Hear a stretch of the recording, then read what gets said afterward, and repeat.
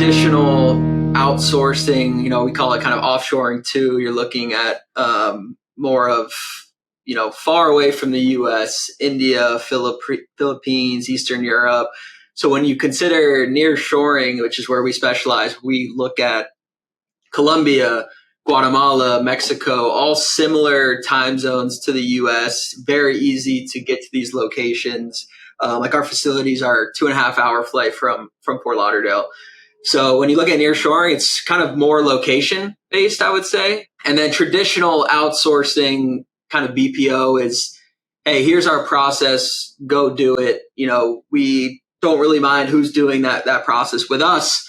And nearshoring, we're more about collaborating and really setting up our customer's office near shore with these positions that they're looking to fill. So like any sort of entry level roles, in transportation, super high touch, obviously, where you got to call the driver, you got to call the warehouse, call your customer. So the ability to tap into that talent near shore is kind of where we specialize. When we're talking with potential customers, we always like to dive into their specific challenges, their objectives, their goals for the year, and talking to individual departments, right? So you have the finance side, you have the operations side, you have on the asset-based carrier, we'll have the recruiting side, and really understand the customer's challenges in finding talent, retaining talent, training the talent that comes on board.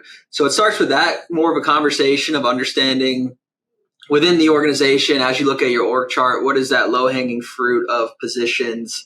Like we specialize in the track and trace positions, the customer service, dispatching, any sort of billing, invoicing, a lot of functions that can be done remote easily from the US. We find it very easy to do down in Latin America as well.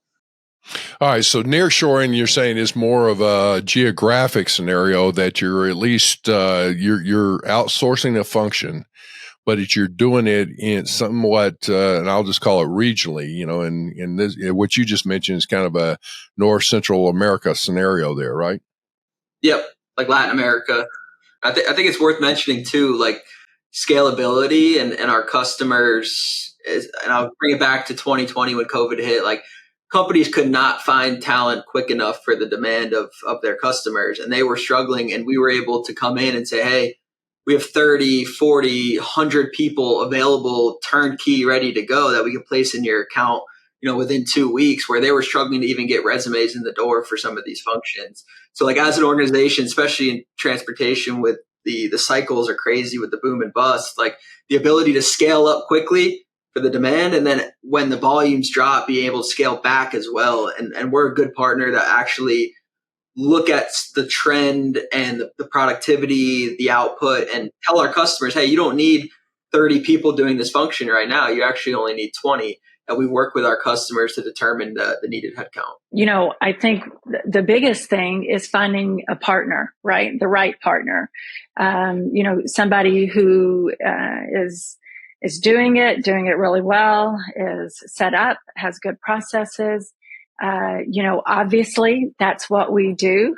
We're a partner for, over 600, US based companies, right now.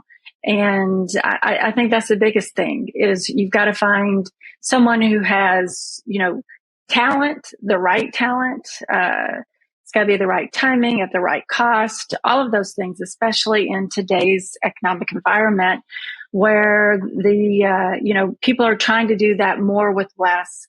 So they've got to maximize efficiencies. They've also got to increase their customer experience, right? Customers are looking for more and companies have less. So there's all kinds of efficiencies that organizations are looking for today.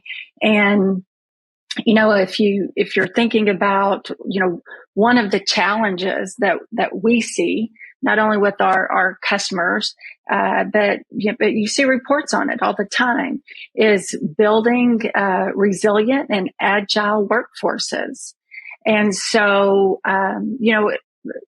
to do that, for a company in the U.S. to try to do that outside of, the U.S. parameters, I mean, they would have to invest heavily in recruitment and training and onboarding.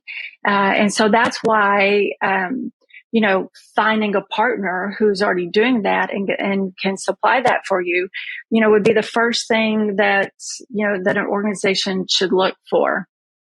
So when we're talking to an organization, we always try to say, listen, delegate the tasks that is difficult for people in the US and then to find people to do those tasks and elevate your existing team. So we're always telling our customers, take those individuals, if you have them doing those tasks, and actually elevate them within the organization and have them focus on revenue producing tasks that are actually growing that organization first. Just some of these tasks that have to be done in order to keep the customer. So that's kind of our approach on it, where we believe, again, we want to provide kind of those lower level functions in Colombia and then help our customers continue growing with the medium high level functions here in the US. So yeah, we have an event. We call it Mastermind. Traditionally, this event is something that we have put on for our clients. We bring in some industry experts. We have, some panels. And then it's also a great networking opportunity. And like I said, we have over 600 clients. So it's been a great thing. This year, we have opened it up to the industry, right? We're expanding it. We're broadening a little bit. We've got some great, keynote speakers coming in. We've got, Damon John from the Shark Tank, coming in, and, a guy named Mike Abrashoff. I'm just going to talk about this because, his story is amazing. And I think it's something that would be so beneficial for, businesses today. So he was, formerly, the youngest U.S. Navy commander. He was assigned the worst ship in the fleet. And in 12 months, he turned the ship around with the same, crew to the best performing ship. And I think organizations are looking for that today, right? They've got a lot of challenges with this down market, especially in the transportation that we're seeing. So he's going to be coming in speaking. I'm excited to hear, his story. And then the rest of the day is filled with a lot of industry discussions, like Lalo, for one, who's going to be coming in and just giving us some of those insights. The great part about the event is the networking. I mean, they're going to be surrounded with other, business leaders who are facing some of the same challenges. So we have a lot of networking opportunity. And then you put it in the backdrop of Cartagena, Colombia. I don't know what event could be better.